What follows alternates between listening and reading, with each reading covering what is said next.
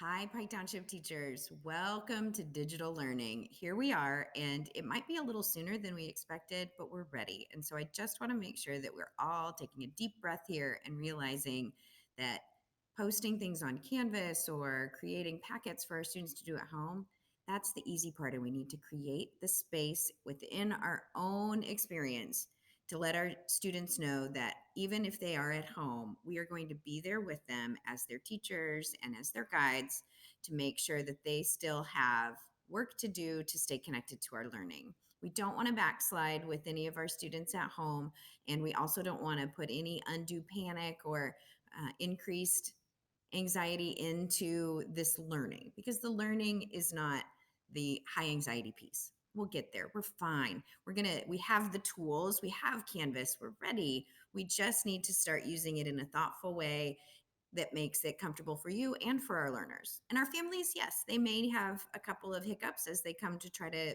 figure out how to get this on, but this is a skill set they will build. They'll be fine. Once they figure it out, it's pretty smooth sailing. Also, if the families don't have access to online learning, we can make them instructional guides to help them at home. Remember, reading and math. We got to focus on reading and math at that K-5 level. 6 through 8, you just get them thinking about your content. And high school, you guys are great. You've got this. So let's just take a deep breath and take a couple of quick questions and see if we can clarify for you.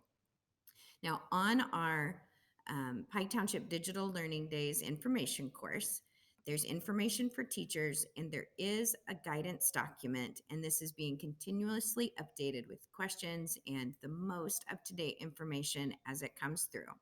So make sure that you check this, read through this, and if you still have questions, of course, reach out to me, and that will help us clarify for everyone. One of the big questions is how much time should we assume a student should use on an activity or for a digital learning day, an e-learning day?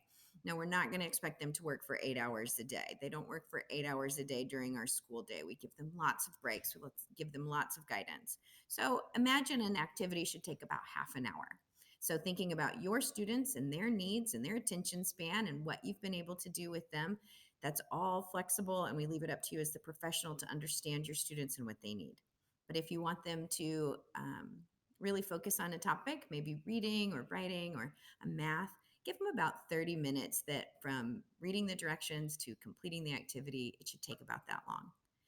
Also, don't stress about making sure that you're introducing all the new things that need to be during this week in your scope and sequence.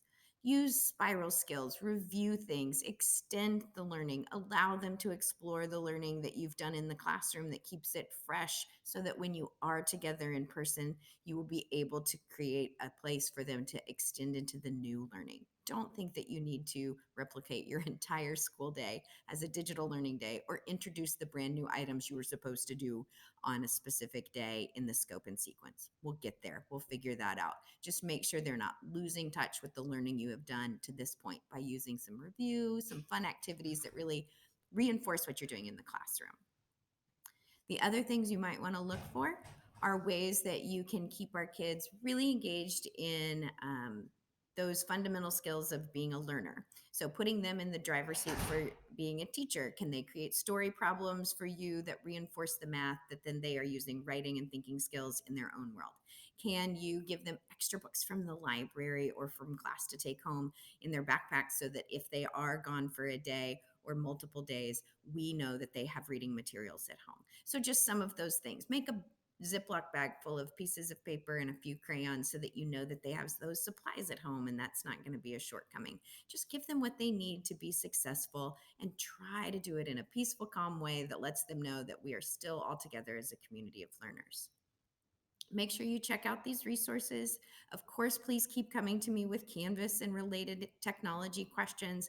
I'm absolutely here to help. You can share my email address with families if you want to have them reach out to me as well, because I know that it's a tough time for technology to get in the way, and I want to make that as smooth as possible.